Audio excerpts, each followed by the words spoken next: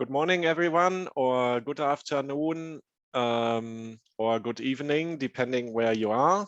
Welcome to this session on electric vehicles and decarbonization. My name is Thiel. I'm from the Joint Research Center of the European Commission. And I have the pleasure today to chair this session. So I want to welcome all of you. We have 4 presentations and they are very interesting. They are cutting across the whole topic of electric vehicles and decarbonization. So I'm really looking forward to this session. Each presentation will last roughly 20 minutes. And after that, directly after that, we will have a Q&A session of roughly 5 minutes. And the whole session should be over more or less by 9 o'clock European time, so in roughly 1 hour, 45 minutes. So without further ado, I would like to introduce you to Shiyu Yan from Aarhus University, who will present to us about deep decarbonization of the transport sector, banning the sale of conventional cars. Shiyu, the floor is yours. Okay, thank you. I will share my screen. Yes, please. Maybe before you start, just one aspect that I forgot to mention. You are encouraged to ask your questions either in the chat during the presentation, or you can also speak up in the Q&A session. Okay, good. Please, Shiyu, start. Yeah, thank you. Good morning or good afternoon, everyone, no matter where you are. And today we're going to present one of our work that we work on the evaluate the sales ban on conventional car, which has been increasing attention recently. So I'm Shiyu Yan, and I'm from Aarhus University, Denmark. I'm the presenter, and we have one co-author, Eamonn, from International Council on Clean Transportation. Okay, the presentation will be 3 parts. We're going to have an introduction, methods, and also result on the policy evaluation. So we all know that transport is important, and in European Union, it also have increasing transport emission over years. And that's also one of the, among all the sectors, transport is one of the sectors that you have increased emissions over a year. This, I think, on the right side of the percentage, that's that's the only sectors that still increase emissions over years. And in the overall emissions in transport sector, road passenger vehicle and road freight take the majority of the oil consumption in 2015. So we will focus on road transport, especially passenger vehicles. And also another significance is that we observe recently the average carbon emission for new passenger car in European Union is actually had a rebound as an increase of the average emission after 2016. So from 2016 and 2019, they have an increase in average emission rate from the new passenger cars. But a good sign is last year, there are a big increase in EV sales in 2020. But we have no data yet. I would expect that there will be a much lower average emission rate from new passenger cars. And there are many policies in place to solve the emission reductions in the passenger transport. The first one is carbon tax, and then vehicle taxes, and then they have the emission performance standard in the European Union, and also alternative vehicle support such as EV subsidies. And recent years, they have many countries announced a car ban on the conventional cars. We have a little bit of definition on the car ban before we go into the methods. The car ban is defined as a mandate that prohibits vehicles with internal combustion engine, diesel or petrol. And the purpose of this ban is either the seek for industrial upgrading or the looking for policy signals for the car producer and consumer choice for car purchase, and also reduce uncertainties in emission reduction. And it covers a few types of cars: conventional car, hybrid. So hybrid they have a small battery which charged through braking system. They don't have you cannot charge through external electric grid.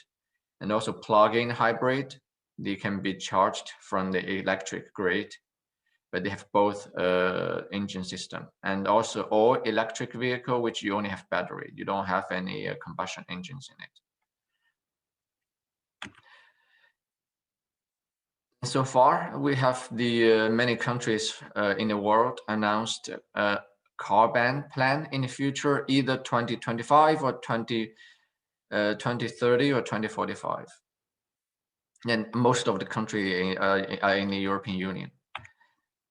So in the European Union, there are many countries, depends on time. They also varies from 2025 and 2040.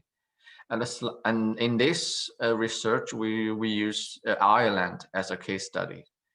So in Ireland, a little bit slightly different from other European Union is Ireland are also other than the car ban, it's also announced that the national car test will not be provided to fossil fuel cars from 2045. So in a way that no matter you buy the conventional car or not, but in before 2030, but they are also going to scrapped, all of them will be scrapped before 2045. And to respond to the national ban plan in many countries, the car manufacturers also announced their ambitious target to sell electric vehicles. No matter this graph shows different sales of electric vehicles by car manufacturers, and also the note shows the announced ambitious plan for sales of EV2, which mostly concentrate on 2030. Okay, to evaluate the car ban, we use a transport model that consists of 4 parts. First part is vehicle stock module, which model simulated the vehicle sales and the scrappage. And another one is transport demand model that we predict the total transport demand, and we split the demand into different vehicle technologies. And then we also calculate fuel consumption and emissions in different modules. In this model, this is a nested structure that we go from the total passenger transport to different transport mode. And especially for cars, we go into different technologies, which was defined by fuel type and by engine size and by vintage, so with the year of registration. We also trying to explore the CO2 ban instead of engine size, because in Ireland, no matter of vehicle registration tax or the annual circulation tax are only based on CO2 ban. So, and not based on the old tax system, which is based on engine size. So we're trying to explore with CO2 ban. The advantage of it is that many policies are based on CO2. So use CO2 ban, we can see the shift between different vehicle groups. But the disadvantage is that the vehicle ban is not applied to all cars. Many of the old cars, they registered many years ago, which are not labeled with CO2 emission.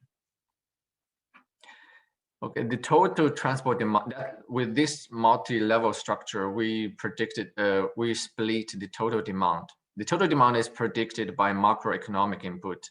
So it's not included in this model, it's from external CGE model. It's more like a macroeconomic model. And the demand is split using a logic choice function and based on a variable, the main variable of generalized price. So the generalized price is calculated based on capital cost of the vehicle and operational cost annually, and also in intangible cost, which to capture the preference of consumers and also the vehicle infrastructures. So the most important part of the demand split, we use the choice function. So we determine the share of the total demand by vehicle technology or transport mode by the service price. And there's two parameters that we use here. One is the beta, which is the logic parameter, that's to represent the substitution effect or computation effect between different vehicle technologies. So the higher the beta is, the more stronger the substitution effect is. That means the lowest cost vehicle technology will gain a higher share, market share in sales. And alpha is the parameter that we use to calibrate to the baseline year. And the special notice have to pay to the attention have to pay to the transport service price, that we include the capital cost, and the capital cost decrease over years for the new vehicle technology such as electric vehicle, hybrid, and also plug-in. They are exogenous because this capital cost depend not only on Ireland. This decreasing of the capital cost, especially on the battery cost, is dependent overall the whole production of electric vehicles for the whole world. So we have they are exogenous assumed, but we are going to test different for different capital cost decreasing scenarios. And operational cost, we include the maintenance cost and also the annual circulation tax and fuel costs or energy cost. An intangible cost that we try to capture what we can normally use as a monetary cost, such as the available of vehicle model and the installed electric vehicle infrastructure, and also consumer preference on accept new technologies that are endogenous decide, because this intangible cost for such as electric vehicle will decrease over years because there are more and more dependent more and more electric vehicle sales on the market and productions in the market. But there, the intangible cost will have a minimum intangible cost in the future. So it won't be zero for electric vehicle, since they have been charged, and that's the things that always exist. And okay, in scenarios for evaluate the policies, we have a few different policy scenarios. One, we have baseline. The policy doesn't change anyway from 2050. And we have also carbon tax. We have fuel economy standards, which they require improvement of the energy efficiency of the new passenger cars. And we also estimate simulate the EV support policies, which they encourage the infrastructure suppliers and also increasing available electric vehicle model. And we also looking for the car ban scenarios, which is EV oriented. Although there are possibilities for hydrogen vehicles in the future, but we are not in this model. We are not focused on that, but we admit there will be a part of will be a share of that hydrogen vehicles in the future. And then we tested the car ban scenarios in different directions in terms of the time dimension when this car ban will be implemented and which type of vehicles will be banned in this scenario.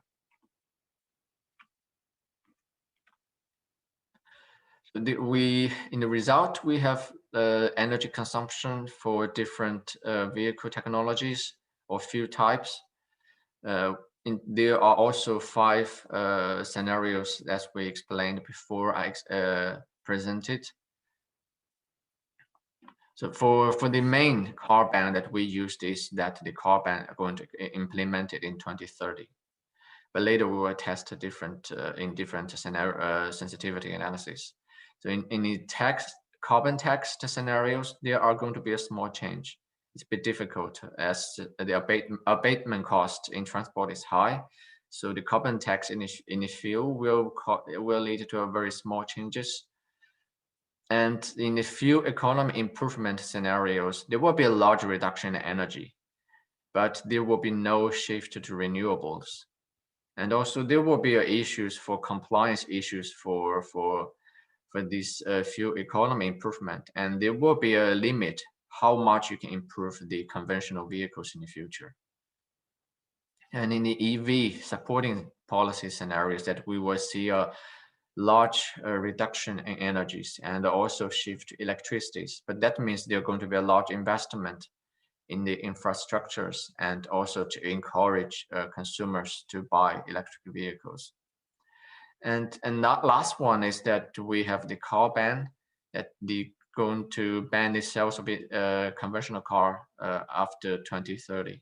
There will also be a large reduction in energy, and it will be a very quick, significant shift to electricity, and it will be with policy uncertainty. So not like electric vehicle supporting policy scenarios that one we have before, that the scenarios that really have to be sensitive to the external capital cost or the battery cost reduction of electric vehicles. But with the car ban, no matter how much the variation of the battery cost reduction, you will be guaranteed with a reduction. But they also had a disadvantage of car ban, we will explain later. And another indicator we use here for result is the CO2 emission.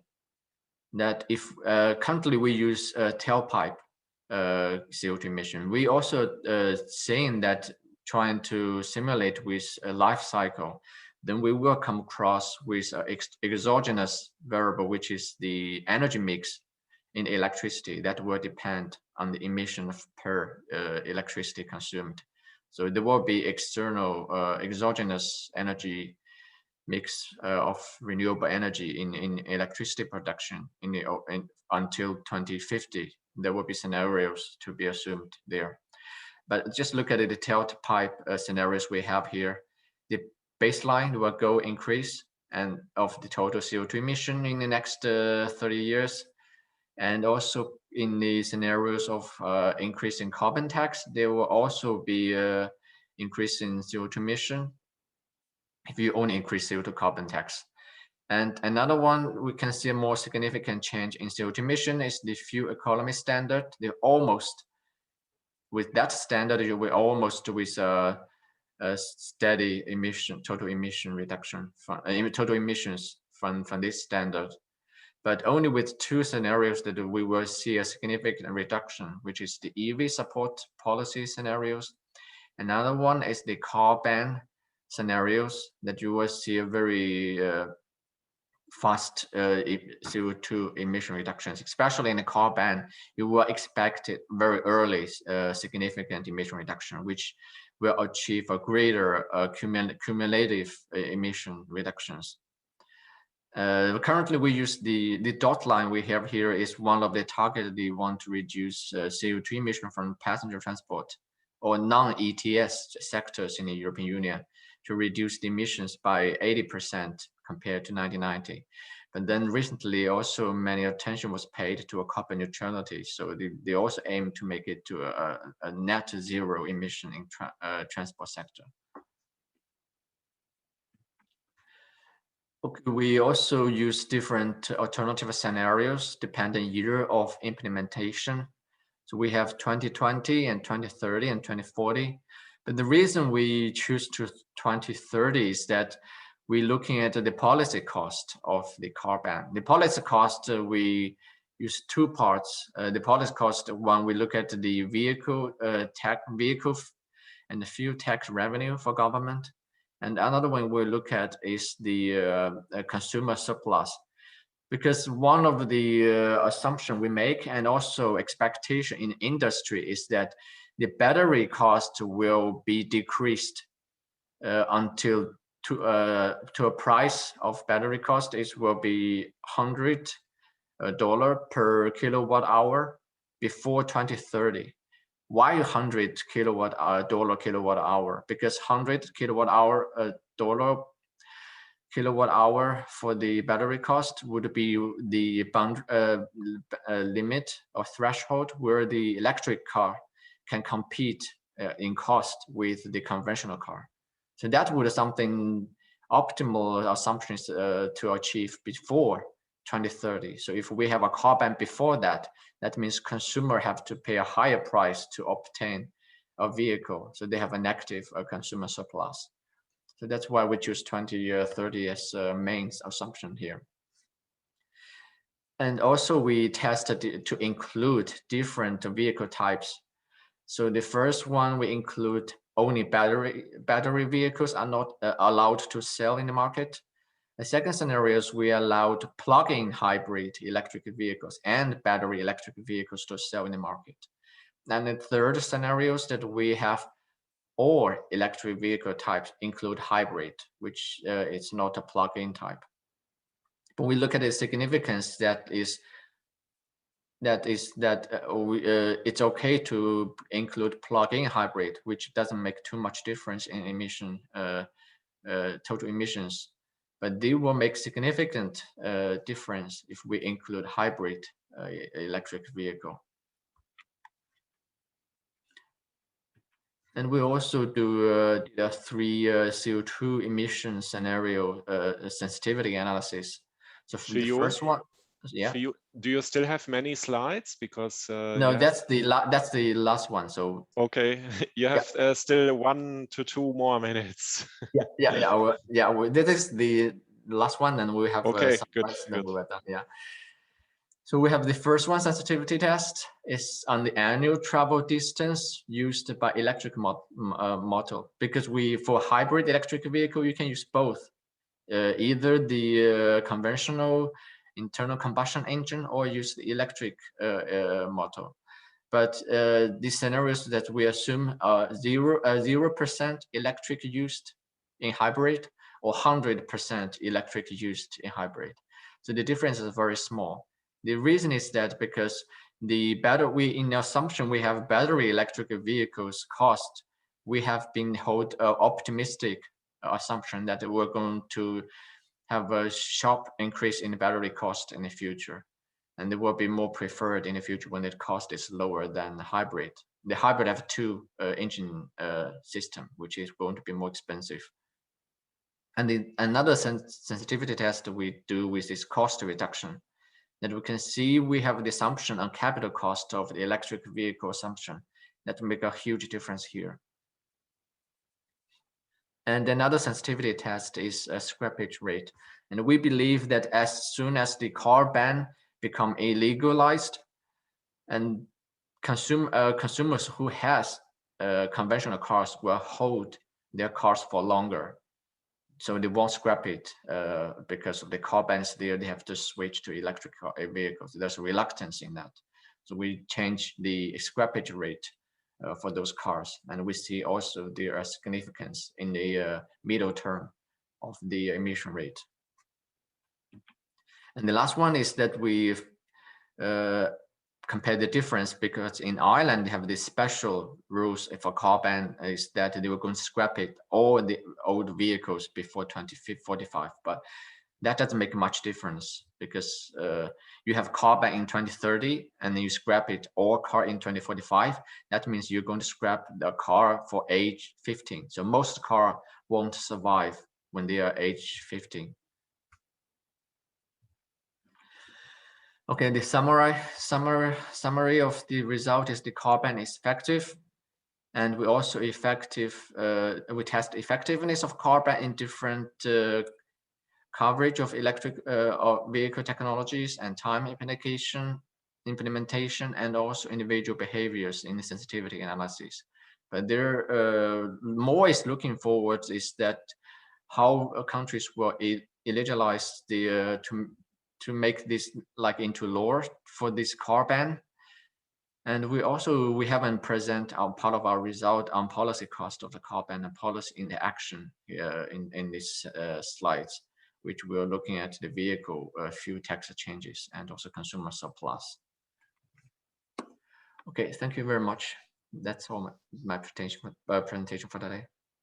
Okay, thank you very much, Shiyu. We have some time for questions. So please, if you have questions, just speak up. We are not so many in this session, so you can just switch on your camera, maybe introduce yourself quickly and then ask the question. Okay, while the others are still gathering their thoughts, I will start maybe with the first question. On the slide where you showed actually the baseline for CO2 emissions, I was surprised that in the baseline you basically have a doubling of CO2 emissions from 2015 until 2050. Can you elaborate a little bit more what is behind that? Will the Irish, will they drive much more in the future, or will they buy much bigger cars, or what is behind this huge increase in CO2 emissions in the baseline? Yeah, for the baseline, the reason they have a doubling of the CO2 emission because the demand have been increased in baseline.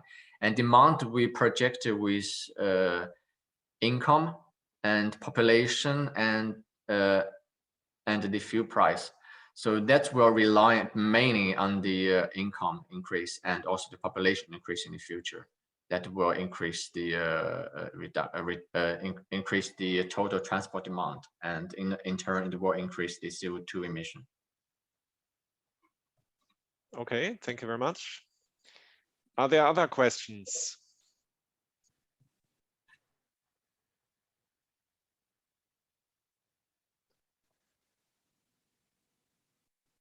Well, maybe in the morning everybody still have.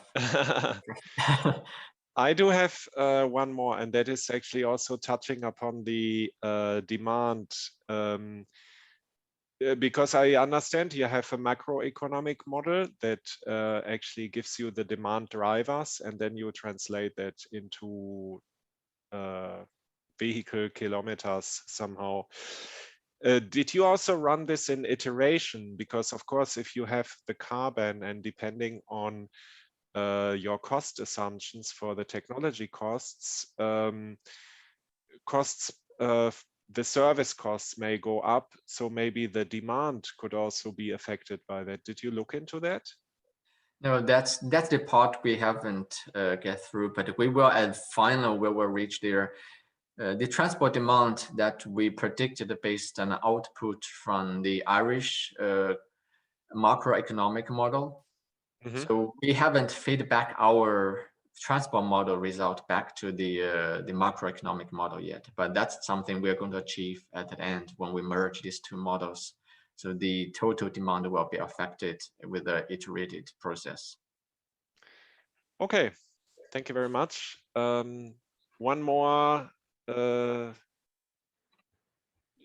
try. If somebody has any question, please speak up.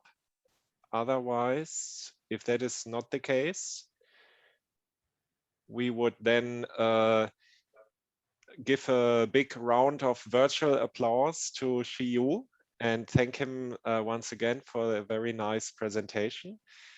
And then I would go to the next speaker, who is Runsen Zhang. And he will talk to us about how can transport sector contribute to China's carbon neutrality goal by 2060. Please, Runsen, can you share your slides and okay, thank you. Go ahead with the presentation, please. Let me share the screen. Okay, can you see my PowerPoint?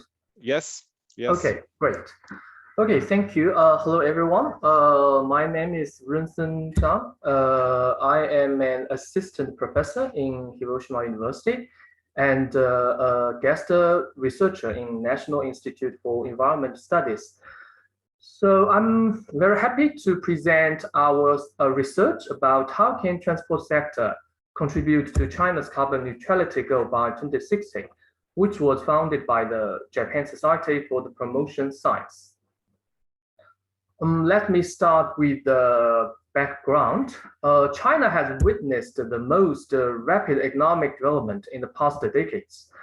And at present, China is burdened with large carbon emission reduction pressure driven by dramatic industrialization and rapid urbanization.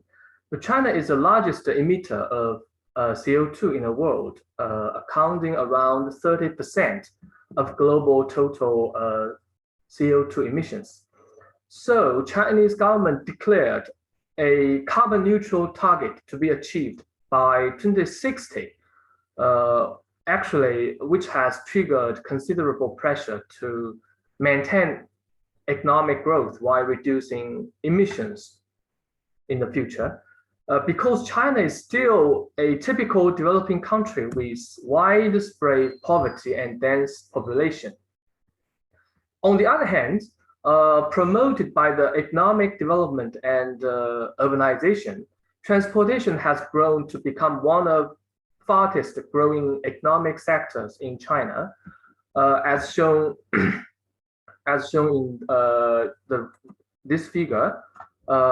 We can find the transport volumes of passenger and freight have increased very significantly since 2000. And considering future growing income and accelerating urbanization, passenger and freight transport will continue to grow rapidly over the coming decades. And additionally, due to the rapid increase in private car use and persistent reliance on fossil fuels like gasoline and diesel, transport sector represents an increasing contributor of CO2 emissions. And from this figure, the right figure, we can find that the contribution rate of transport sector has increased from around 5% in 1990 to 10% in 2018. So during less than 30 years, the contribution rate of transport sector has almost doubled. So transport sector becomes a key sector for achieving the carbon neutrality compared with other sectors. So the developing strategies to work toward the deep decarbonization of the transport sector will be very critical to meet the goal of carbon neutrality by 2060 in China. It's necessary to detect whether and how transport sector would contribute the China's carbon neutrality by 2060.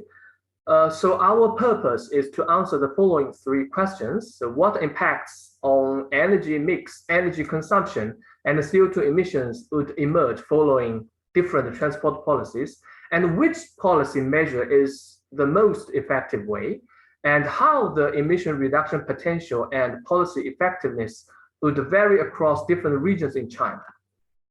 So in order to answer these questions, we developed a provincial transport energy model to project the future energy consumption and emissions of China's ground transport sector.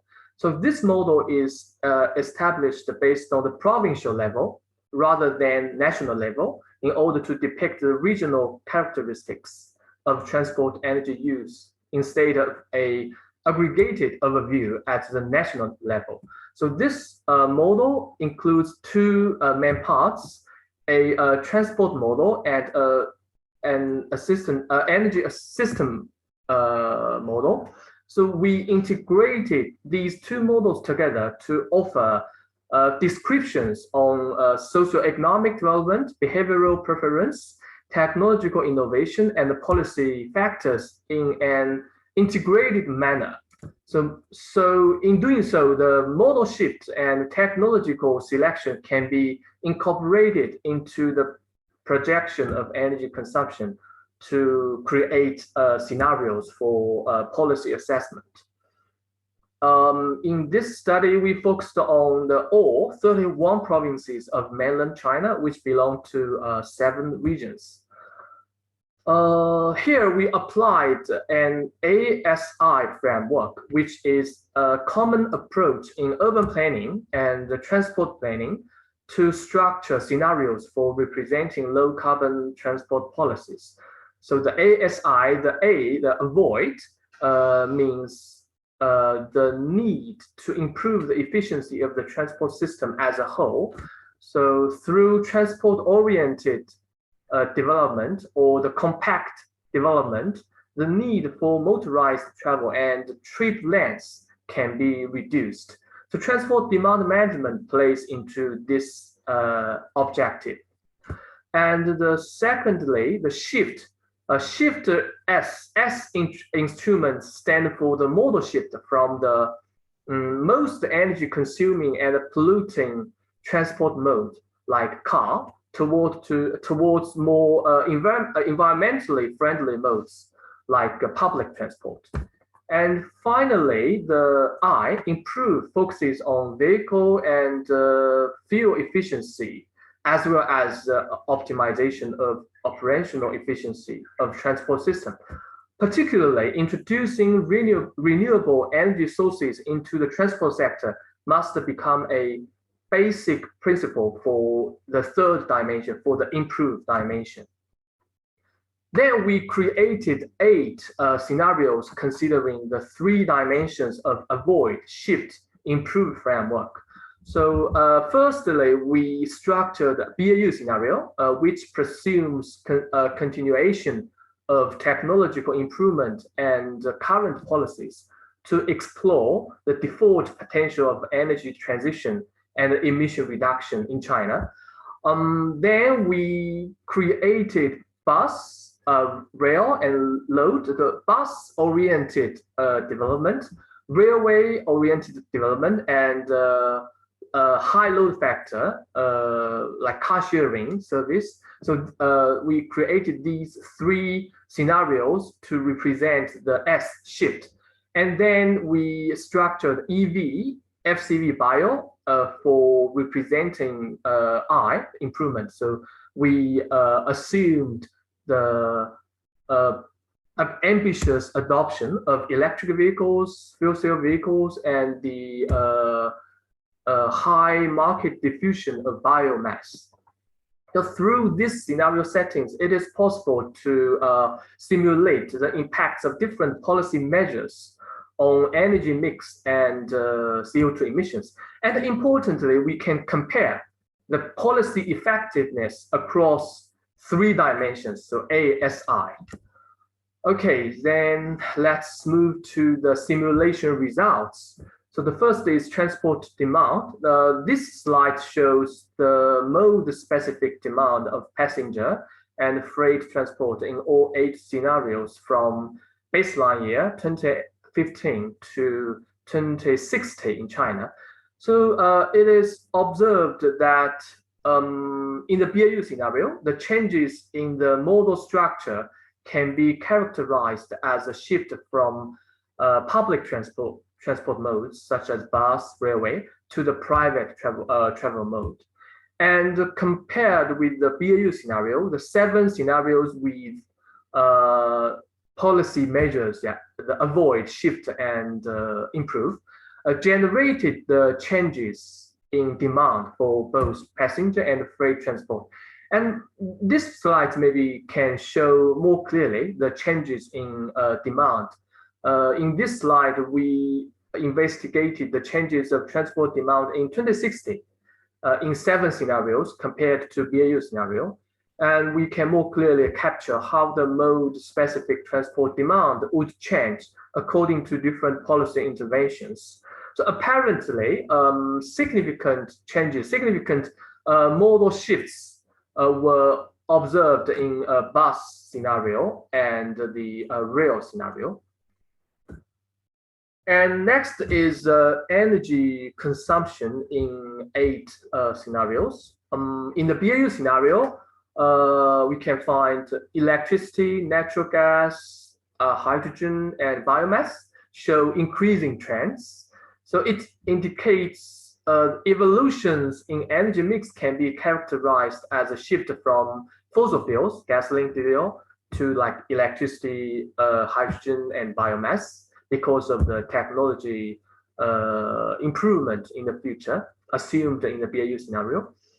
And importantly, such energy transition from oil, from gasoline, diesel, to the electricity, hydrogen, biomass would be accelerated, particularly in EV scenario and FCV scenario, bio scenario, in the scenarios designed based on the dimension of improve.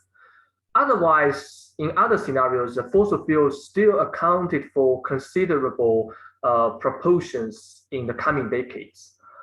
And this slide shows the changes of energy consumption in 2060 in 7 scenarios compared to the BAU scenario. So we can capture the changes more clearly. The most significant changes in energy mix were observed in, as I mentioned, EV scenario, FCV scenario, and bio scenario, in which the electricity, hydrogen, and biomass increased more than 100 MTOE, even 200 MTOE in 2060 compared with the BAU level. Okay, let's turn to the CO2 emissions. So here, figure A presents the CO2 emission trajectories of all 8 scenarios. Without implementing any policies in the BAU scenario, the CO2 emissions would peak in 2030, and then followed by a steady decrease on the long run. Despite the BAU scenario did not take into account any transport policy or energy policy, CO2 emissions still exhibited a declining trend from the 2030 to the 2060, because advanced technologies will gradually penetrate into the transport sector, and China's population is expected to decrease after the middle 21st century. But although the CO2 emissions would peak in 2030, the goal of carbon neutrality cannot be achieved in the BAU scenario, while the emissions can be significantly reduced by the policies like mass transit-oriented development and adoption of new technologies. So figure B shows the reduction potentials of 7 scenarios compared with the BAU level. Apparently, the EV scenario shows the strongest emission reduction potential, and followed by FCV scenario and then bio scenario. So it implies that the dimension of improve in the ASI framework would produce most significantly positive effects on emission reduction. And because this model was developed at the provincial level rather than national level in China, regional disparities of the impacts of each policy interventions on emission reductions can be analyzed as shown in this slide. Interestingly, the policy effectiveness of different policy measures varied, especially across provinces, across different regions. So some scenarios show the high reduction potential in eastern coastal area, such as the land scenario, bus scenario, FCV scenario. But some scenarios like rail scenario, bio scenario, present opposite regional distributions. So more positive policy impacts would be distributed in western areas rather than the developed coastal eastern areas. So the policy effectiveness differed across developed and developing provinces, and such spatial disparities vary according to different scenarios. Such spatially differentiated policy effectiveness when implementing the low carbon policy measures probably is due to the development stage and travel patterns and types of transport systems and energy mix, which vary across 31 provinces in China. And furthermore, we structured a combined scenario called low carbon, LC scenario, under the assumption that all policy interventions, all seven policies of ASI would be carried out. So in doing so, the future pathway toward the carbon neutral transport can be analyzed by combinations of 7 scenarios created according to the framework of the avoid, shift, and improve. And results show that avoid, shift, and improve would contribute to around 37 and 58% of emission reductions respectively. So yeah, it was observed that technology improvements will play the most important role in achieving carbon neutral target in China. Based on the scenario simulations, several policy implications can be obtained.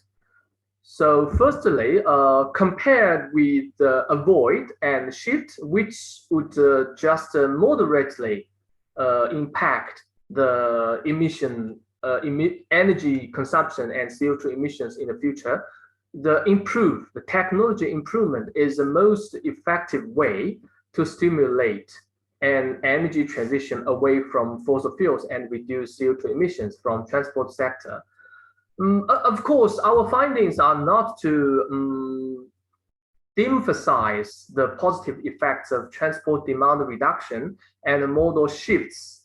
Yeah, we are not going to de-emphasize a positive role of avoid, and shift S. We are not going to overstate the contribution of technological improvements to the decarbonization of transport sector. But we would like to highlight the balanced perspective between different strategies and instruments for achieving the carbon neutrality, because the impacts of avoid, shift, improve differed across 31 provinces. So in some provinces, the I is much more, would produce much more stronger effects. But in other provinces, A and S would generate similar policy effectiveness compared with improved I. So therefore, the regional disparities in the policy effectiveness deserve attention when we would like to make transport policy and planning decisions. We need to synthetically design a policy package integrating 3 dimensions, the ASI strategies, to correspond to the regional disparities of implementation effects of policy measures. So to conclude, the coupling of a transport model and an energy system model can capture the dynamics of transport sector, energy system, and emissions, and importantly, their interactions, how the transport sector would interact with energy system. On the one hand, compared with the individual energy models, which are incapable of incorporating the modal choice and the behavioral preference factors of transport sector, the modal coupling provides the region and mode-specific service demand to enrich the transport representation in the bottom-up energy system model. On the other hand, the feedbacks from the energy system model enable the transport model to capture the updates on technology selections, such as technology mix and costs for projecting the transport demand and modal shares. And the scenario simulations according to the ASI approach can offer a framework to comprehensively design a policy package from different strategies to achieve the maximum emission reduction. And because this model was developed at the provincial level, it is possible to touch upon the regional disparities of policy effectiveness. And we find the province-specific policy actions are needful, to effectively promote the deep decarbonization of transport sector. To summarize, this model provides a useful tool to assess mitigation pathways for carbon neutral target. And by using such integrated model, we hope the transport planners and energy experts can collaborate together to design the common sense measures. And we hope such study offers a cross-disciplinary research framework to integrate the transport planning and energy studies. And this is all of my presentation today. Thank you for your attention. Thank you very much, Runsen, for this very nice and comprehensive overview of your study. Are there any questions? Please feel free. Okay, I see a hand. Shiyu Yan, please ask your question. I can ask you for something about your result. That in all your scenarios, is there any possibilities for Chinese transport sector to reach carbon neutrality? Because all of them, it doesn't show that they will be net zero in the 2060. Yes, we only designed the scenarios for representing the policies in road transport, but our model includes both road and rail sectors. So the reason why, the carbon neutrality target cannot be achieved, although the emissions would decrease close to zero, but not zero. The reason is we didn't consider any decarbonization policies for the railway sector. Yeah, and also another more technical question is that, is there for the module shift, is there any division or difference between within the bus or rail, like urban bus or long distance bus? That's for rail too, a short distance train within province and or long distance train between provinces. Is there any difference reflected in the model? We didn't consider such detailed model shifts. We actually somehow simplified the representation for the model structure. So we just considered the bus, but we didn't consider the long distance bus or the short distance, the urban, I mean, intra-city or intercity bus. We just aggregated them into bus. Yeah, thank you. Thank you. Okay, are there more questions? Actually, I have a follow-up question on the bus, because I noticed in the bus scenario, actually, the electricity goes down by quite a bit. So I presume that the bus technology that you have is mainly diesel propelled buses. Is that correct? Yes, correct. Yeah, exactly. We considered the bus, the diesel powered bus and natural gas powered bus, electric bus. We did. Yeah, no, we didn't include the gasoline or the hydrogen powered bus in the current framework. Yeah. Mm-hmm. And like when you do the bus scenario, can that also lead to modal shift from rail to buses, or is it only from individuals or cars to buses? We considered the modal shift from railway to bus. Yeah. Also, okay. Yeah. Mm-hmm. So we although we consider two sectors, subsectors, the road and rail, but we took into account the shifts between also, of course, between inside the road sector, but also we took into account the modal shifts from the rail to the road. Okay, good. Thank you very much. Unless there are still questions. No.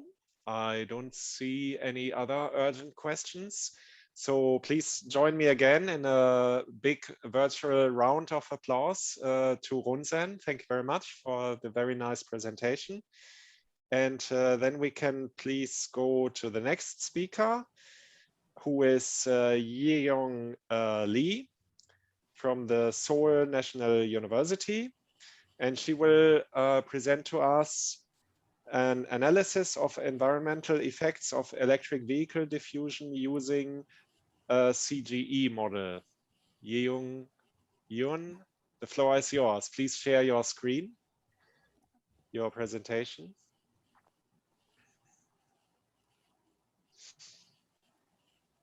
Can you see this? Yes, thank you very much. Please go ahead. Yeah. Hello, this is Jeongeun Lee, and for me, it's an honor to get a chance to present my research in IAEE conference. And my study is about the environmental and economic effects on the proliferations of electric vehicles. The electric vehicle supply project has been promoted to improve air quality by reducing greenhouse gas and air pollutants over the world. And according to IEA, as of 2020, 17 countries have announced to plans to phase out the internal combustion engine vehicles and establish 100% of zero emissions vehicles by 2050. And they also predicted the EV sales will reach 25 million units in 2030. And in Korea, also government has a target to sell the 430,000 battery electric vehicles and 67 hydrogen fuel cells vehicles by 2022. There are a number of studies that questions whether the spread of EVs will reduce greenhouse gas emissions or improve air quality or develop the economy, but the results are controversial. And in order to see the environmental and economic effects of the EV, it is necessary to consider all changes in the overall industrial structure and energy demand, not just only the transportation sector. So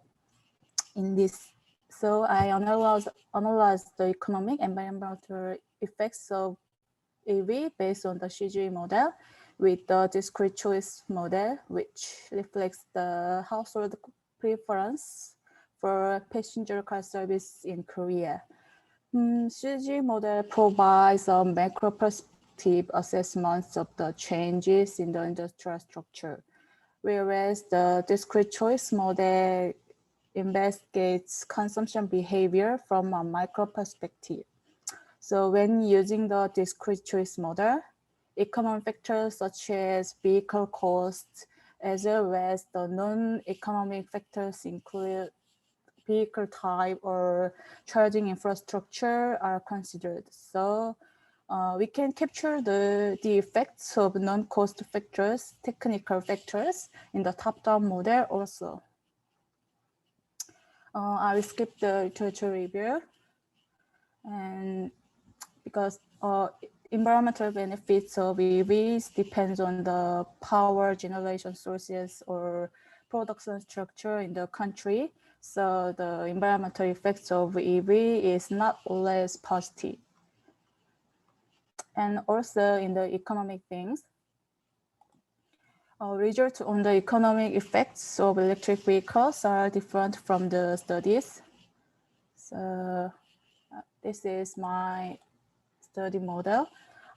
First of all, the underlying data of the CGE model are structured in a social accounting matrix, which describe the flow of transactions between economic agents in the country. In this study, I constructed the SAM based on the 2050 IO table from Bank of Korea. Sectors are divided into 57 industries and goods. Also, private car services are divided into the vehicle fuel type, gasoline, diesel, LPG, and electricity. Also, transportation equipments such as engines and batteries are divided because EV use battery instead of engine. So in this study, transportation service sector purchase fuel and vehicles, then the household sector purchase transportation sectors service. Therefore, transportation services were allocated to independent nest in the household utility function to investigate the possible alternatives between transportation service. And to see the environmental effects of EV, air pollutants and CO2 emissions by industry are estimated. I assume that the air pollution arises during the production stage, while CO2 is emitted during the energy consumption. And I used the 9 air pollutants in here. For example, you can see the table, the highest sulfur dioxide emission sector is electricity generation. And diesel car service emitted a lot of nitrogen oxide, and large emissions can be shown in PM and PM10 and PM2.5 in non-metal and for primary metal manufacturing sectors. And this is the CG model I used in this study. I assumed a one country and 1 year static model, which means the present structure of the industry is assumed to be the same in the future.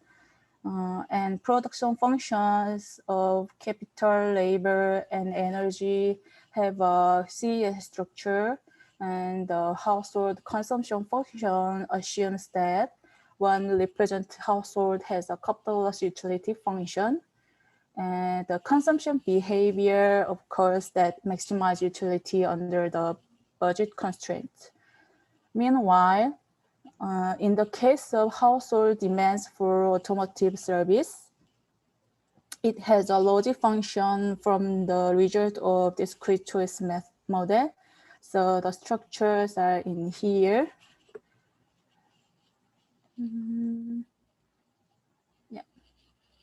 And the discrete choice model is used to analyze the consumers' acceptance and preference for products in the early stage of the market. And I analyzed the 60-24 survey data through a mixed logic model to reflect the heterogeneity of the individual preference. So, and we can derive the utility coefficient for the entire population and to estimate the proportion of different car service by fuel. And you can see the choice port of transportation service, which is ratio of vehicle sales by fuel type like this. And the utility can form the factors affected to choice probability of the vehicle purchase are fuel and vehicle price and other non-cost factors like charging infrastructure and accessibility, charging time and maximum mileage of EV.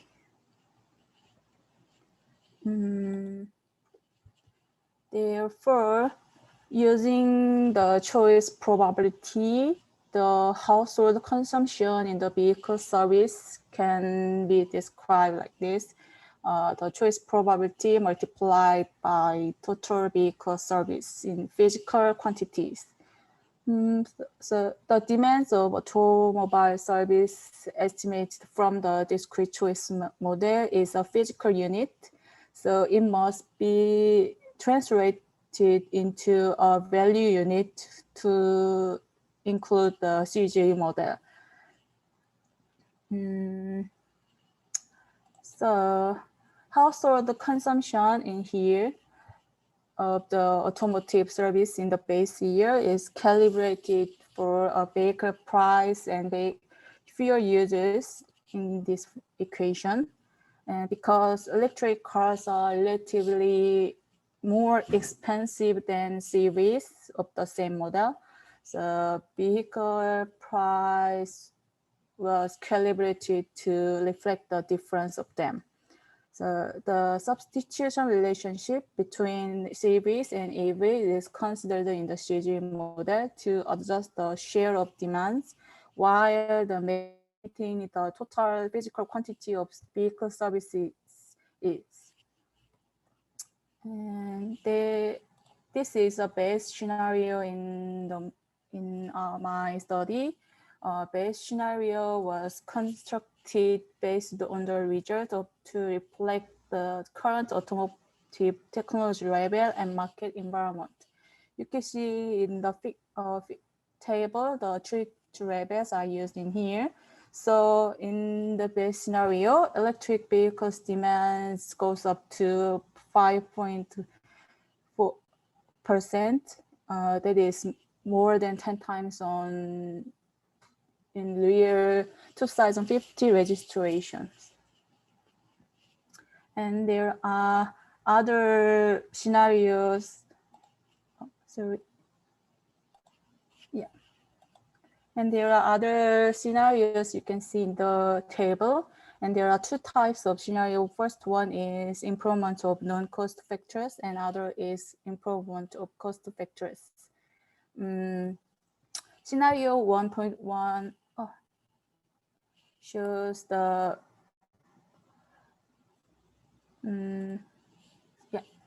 assumes that EV charging time has progressed to the current fast charging standard. And scenario 1.2 is the case that increase in the accessibility of EV charging stations.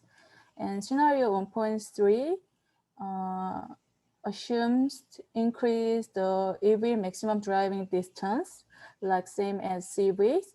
And scenario 1.44 is reflect all this. And scenario 2.1 shows it's a case in the total output productivity in manufacturing electric vehicles is upgraded, while a subsidy is paid when purchasing electric vehicles in scenario 2.2. And the last one is when the electric charging rates for EVs are normalized.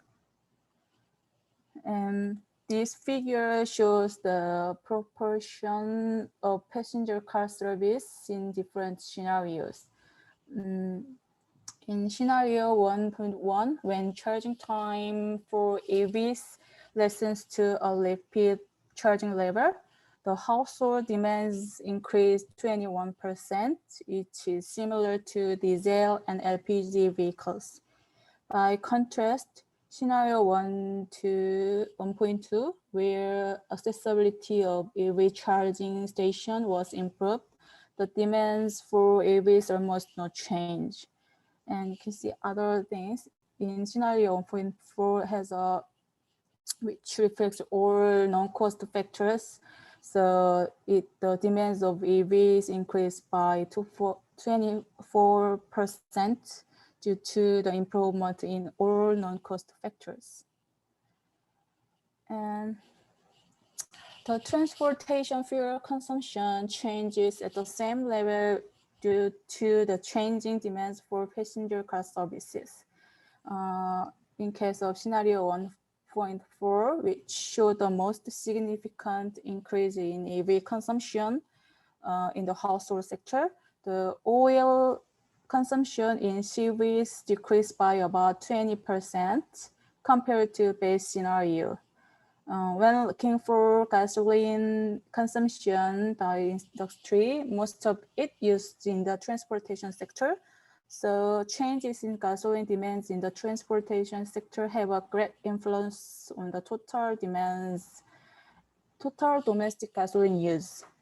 Although the power consumption for charging EVs increased threefold, but it does not significantly impact to domestic electric demands, about 2%. And the overall air pollutants emissions decreased as the demands for electric vehicle increased. So generally, the reduction of demands for CV combustion vehicles, the emissions of carbon dioxide, nitrogen dioxide, and total suspended particles also decreased significantly like this. However, emission mitigation effects for fine dust, PM10 and PM2.5 were relatively low.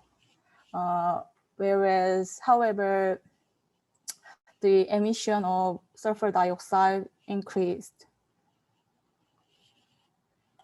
And air pollution emission mitigation from EVs was less than expected. This is because the air pollution decreased in the transportation sector like this, while the effect was downscaled seen in the overall industry level.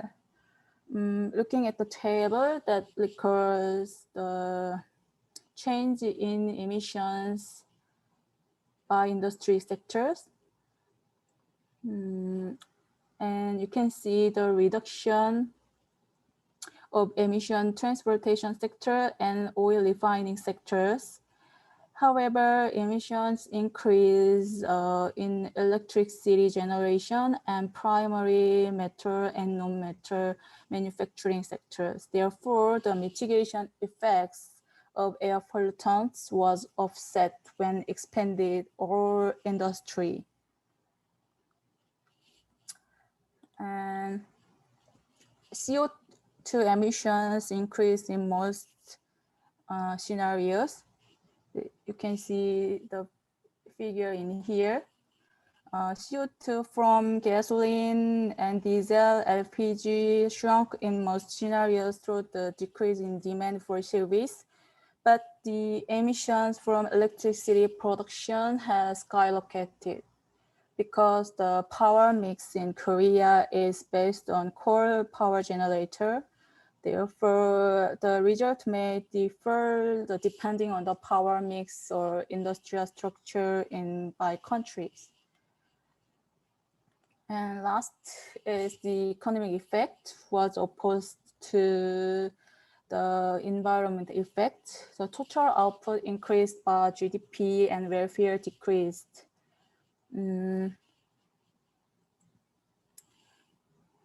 Then except the scenario 2.1 where the productivity improvement, the GDP increased only.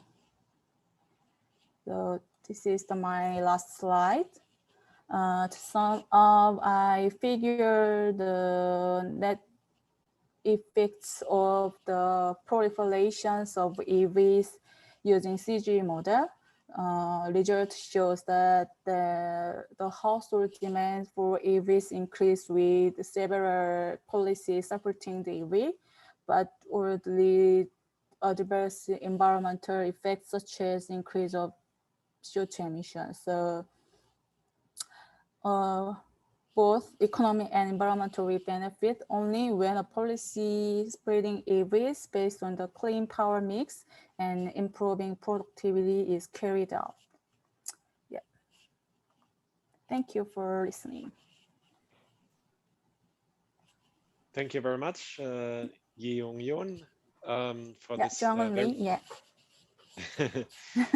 Yes, for this very interesting presentation. So I open the floor for questions. Does anyone have any questions?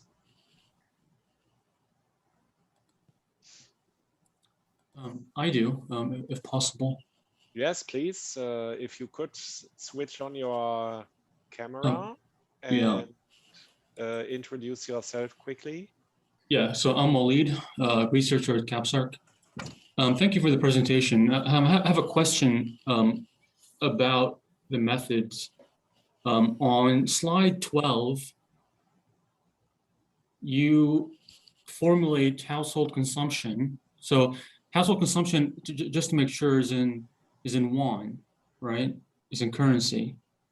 And that equals a VQ times PV plus VQ times PVF. So that assumes that PVF and PV have the same units. But I think on the following slide, you have fuel price as currency per distance, and the vehicle price is currency per vehicle. So can you just comment on the units consistency of this equation, please? Yeah, this is just show for the calibration of the household consumption in the base year. And of course, the fuel and price and vehicle prices used in the discrete choice equation. So, and others household consumption is has a relative function, and I just only use the logic function in the transportation sector only. So, and I want to know about what your meaning of the questions. Well, my meaning was just about the consistency of the units. So XP is in won, right? Yeah. XP, no, XP is, yeah, or in the, in base, the all price unit is a unity in CG model. So, yeah. Okay, I may be confusing something. I'm sorry. Okay. Thank you. Thank you very much. Are there more questions? I do have one while the others are still gathering their thoughts. If I understand correctly, you have looked at those different scenarios separately. Did you also consider to run a combination of different scenarios? So, for example, more fast charging stations and reduced EV charging time, or were they all separately?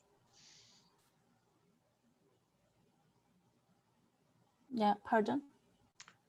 Yes, my question was, you have these different scenarios.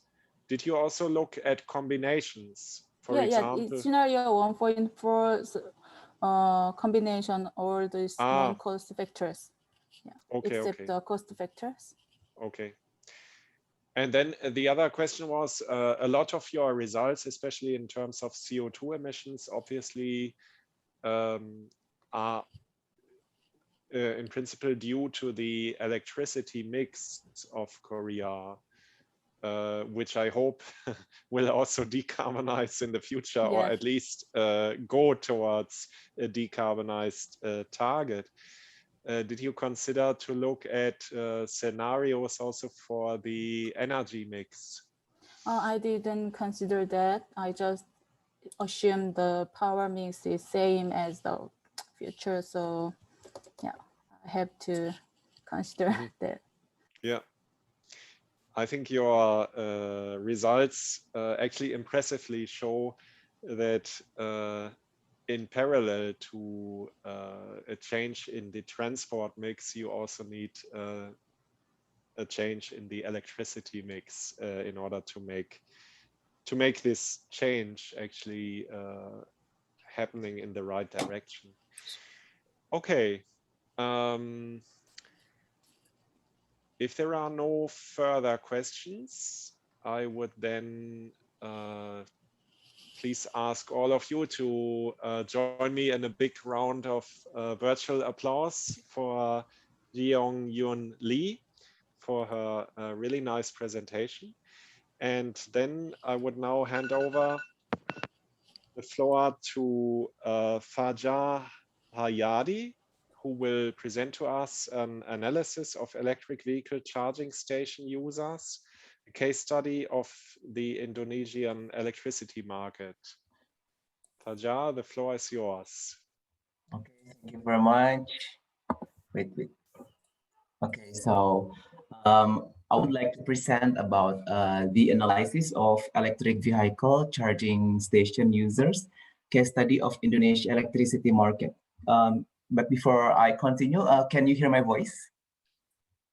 Yes, we can hear you. At least I can hear you, and I can also see your slide. Okay. And my name is Fajar Haryadi. I come from PLN Research Institute from Indonesia. And here is the background. So the background is about there is a CO2 emission in the world, and it has been increased about 30% from 2009 to 2018, and that is because of coal and petroleum activity, and that has bad effects on to the global warming and also to the climate change.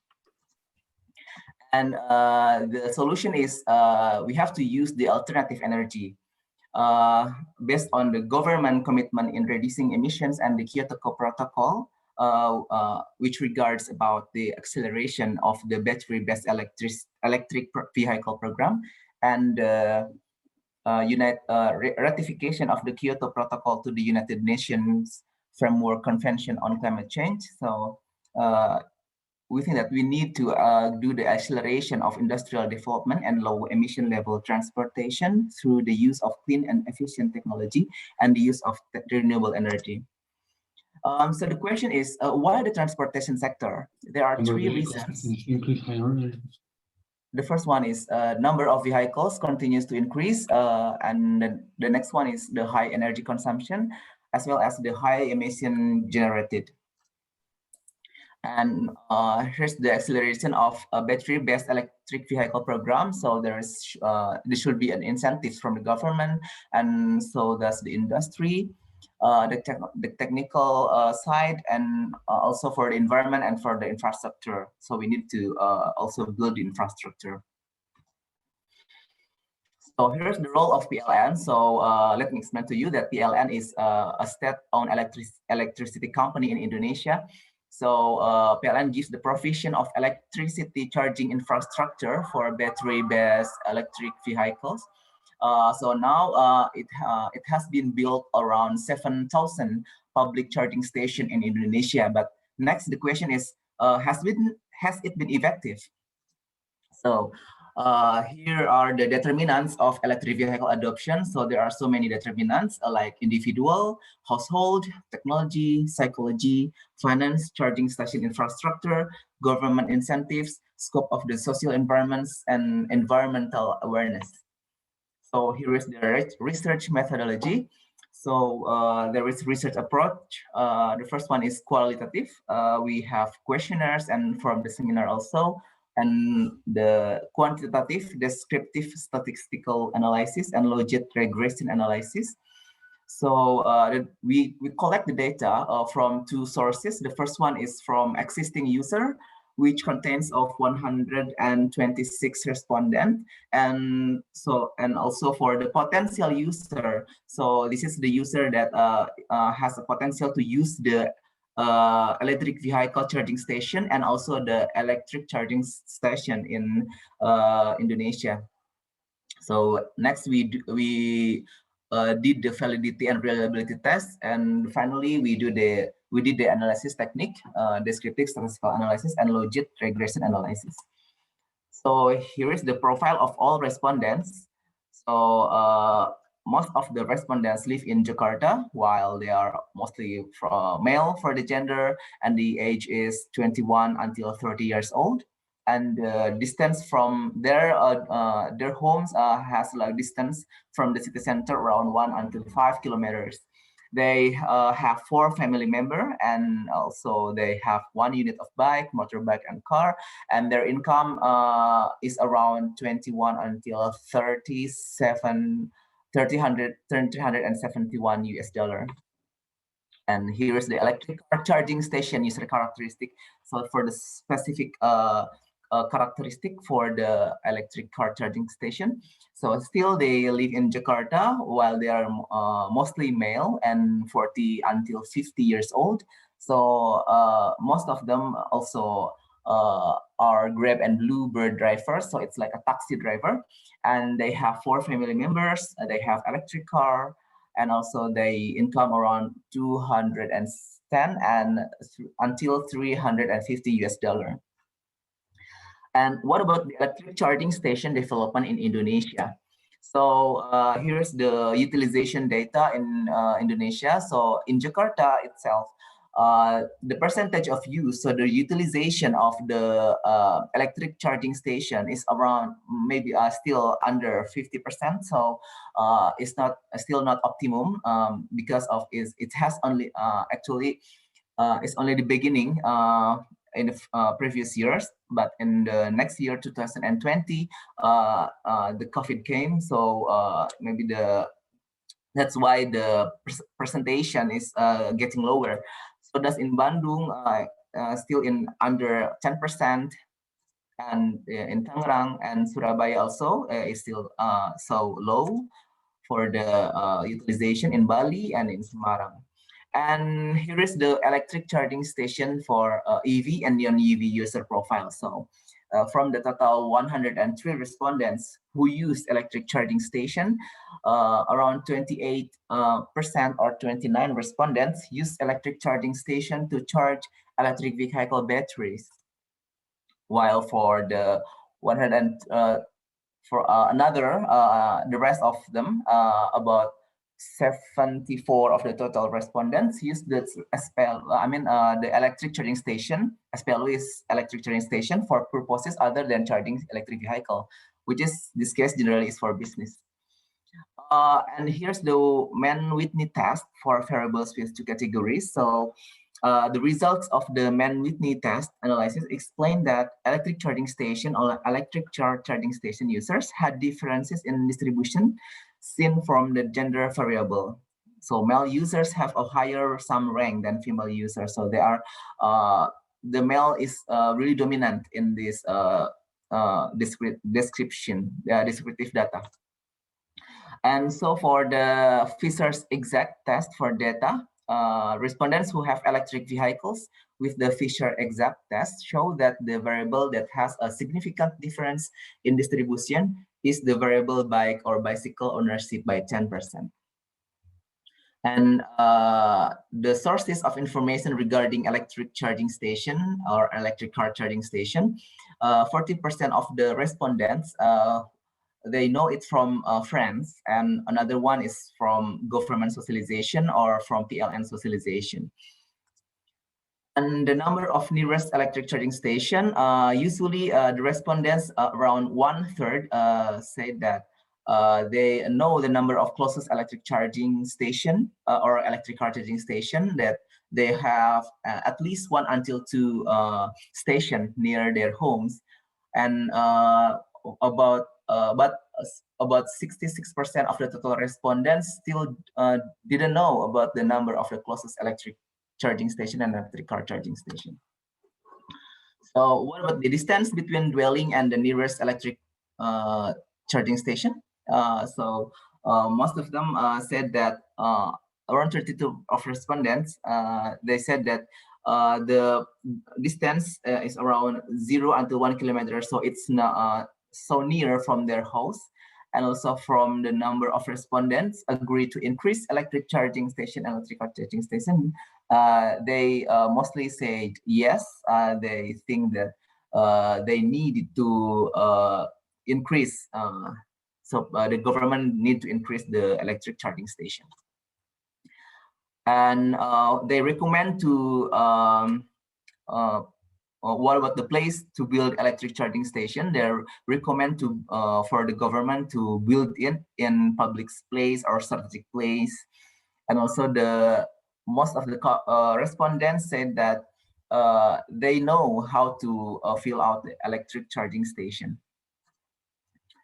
Yeah, this is about the how to top up electric charging station. They know how to top up it, usually from mini market, and also for the time to refuel, usually they do it at the night, about 44%, and rest they want to refuel it anytime they want.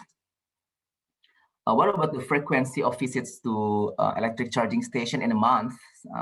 44% said that they visit it around 1 until 5 times, while around 24%, 25%, they visited it in 26 until 30 times in a month. So it's closely near to their everyday life. They go to the electric charging station.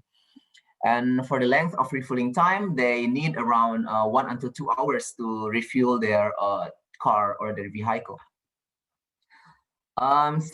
Basically, they use electric equipment also for that they will use. So they need to charge it on the electric charging station, while for the average one-time expenditures, they need around under $2 to US dollars while they want to spend their money to buy the token for the electric charging station. So here is the respondents' opinion regarding filling time. So they think that around half of them say that yes, it's faster compared when they charge it at home. Well, so they think that 44% respondents said that it has time savings for them while they do the charging at the electric charging station. So here's the overall descriptive analysis of respondents. So the table above provides summary statistics for the 357 respondents who were participated in the survey. Then the result of estimation of overall respondent. So we can see that actually for the gender, age, education, social activity, and also the electricity class, environmental activities, income. So it didn't show significant changes to the use of electric charging station. And here's the reason for use of electric charging station. So the reason of we can find it in this table. There are top three reasons. The first one is I find it easier to charge electric vehicle anytime, anywhere, and the second one is I find it easier to charge electric vehicles or electric devices anytime, anywhere, and the third one is I'm a flexible person, so they think that they're flexible, so they can charge it whether it in their home or in near the charging station. So reason for using electric charging station also there's another reason. So the first one is because adjusting my budget, because it's easy to find in my area, and as well as because the surrounding environment usually using it. So here's also the reason for using electric charging station part 3. There's like the top 3 is knowing the information about how to operate electric charging station, and the second one is because it adjusts to the economic situation and also reflect their work. So from the logistic regression test result, we can see that a lifestyle in terms of association and the use of technology is popular or trending, age and work, and also is of access. So it can increase their probability to use the charging stations.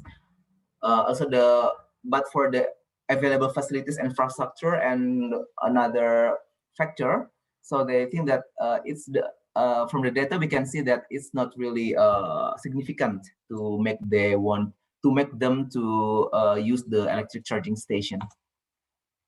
So it's the comparison of average customer expectation. There for the empathy, the customer expectation mean is 3 and 3 around that, but the performance it has around 2.56, while for the guarantee, the mean for the customer expectation is 3.32, while the performance is lower than that, 2.66.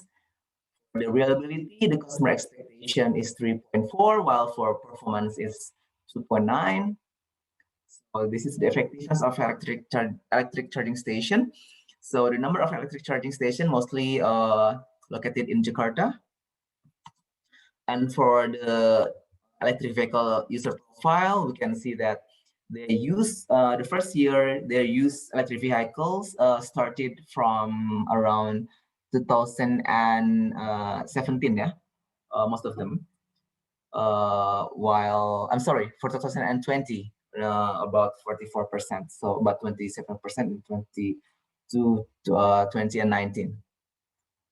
And for the source of information about electric vehicle, 45% of them know from advertising. For the types of electric vehicles, 73% of them use the EV as a bicycle. Okay, and the brand for the electric bicycle is Xiaomi Qi Cycle, around 22%. For the brand of electric motorcycle, they have Honda PCX Electric, and for the electric car brand, they have Hyundai Ponic.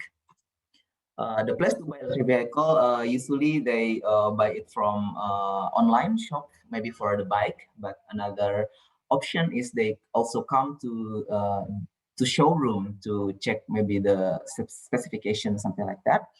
And also for the place to buy offline, they usually do it through showrooms, exhibitions, markets, and even Grab shelters. So it is the electric vehicle installment period. Usually they have under 1 year, or most of them around 4 years, especially for bike. While for source of information of the use of electric vehicle, how to operate them, they usually 1/3 of them do the self-learning to operate the EV, while others they use social media and other options also. So this is the perception of the constraints of the use of electric vehicles. So they tend to be agree and strongly agree. The electric vehicle batteries are expensive. Yes, they agree. And also the mileage of electric vehicles is limited due to battery limitation. They also agree and strongly agree. And here's still the data for the price of electric vehicles is expensive. They tend to be agree and strongly agree. And also the mileage of electric vehicles is limited due to the battery limitation. Yeah, still they agree for this reason. And here are the strategies to increase electricity consumption. The first one is we need to increase awareness of the importance of using electric vehicles through massive socialization. And also the second one is we have to implement cheaper fast charging rates. And then the last one is increase ease of access to electric vehicle battery charging. So here's the conclusion. For the characteristic, the user between the electric charging station for EV and electric charging station for non-EV is mostly they come from non-EV users, while for income is more high for the electric vehicle user. Listen to city center, usually for the EV charging station is near from city center, and for gender is their male, family member 4 member, etc. Here's the factor analysis results. The first one is personal and cultural variables, ease of access, and environmental have a significant influence on the decision to use public charging station. And the second one is the variables of the available of facilities and infrastructure and flexibility do not significantly influence the decision to use public charging station. The third one, increasing a person's assessment of her profile, such as lifestyle in terms of relationship and the use of popular or trending technology, age, and work, the opportunity for decision to use public station is also increasing. And the next one is the existence of public charging station, which is easily found in their area, and the practically of using it also increases the opportunity to use public charging station. Okay, And then in terms of environmental factors, the increased information or experience obtained from the closest family members, the smaller the chances of using, it means that electric charging station decision, or in other words, someone will tend not to use the electric charging station if they get input from close family members. And the last one is in the environmental factor. It can also be explained that someone who is increasingly charging electronic device batteries at home at night while sleeping will tend to use the electric charging station. So here's the analysis of consumer expectation. So overall, the average customer expectations are greater than the average public. Yes. Do you still have many slides, or? Maybe this is the last slide. Maybe 2 or 3 slides left, maybe. Okay, it would be good if you could come to your conclusions to allow questions. Okay, all right, okay. And here's another customer expectation. So what about the effectiveness of the charging station? So the public charging station will be effective if it's installed in areas with a high level of electric vehicle users. So here's the strategy to increase electricity consumption through public charging station. The first one is we need to encourage from us the aspect of demand or increasing users of EV in the form of electric bicycles, electric motorbikes, electric cars, and so on. And the second one is we need to socialize of the importance of using EV, that the use clean energy while also utilizing promotional media. Okay, thank you for the opportunity. Okay, thank you very much, Fajar. I open the floor for questions. Does anyone have any questions? Maybe I will start with one question. When you showed the charge station usage, and I think it was broken down by month, does that mean if you labeled a charge station that has been used in that month, it could be that it was only one time used and then it would have been used? Or what does the number express that you showed? To give you an example, I think you showed in Jakarta 260 charge stations. And when you say they are in April last year, 79 were used, does it mean some of them could have been used only one time per day?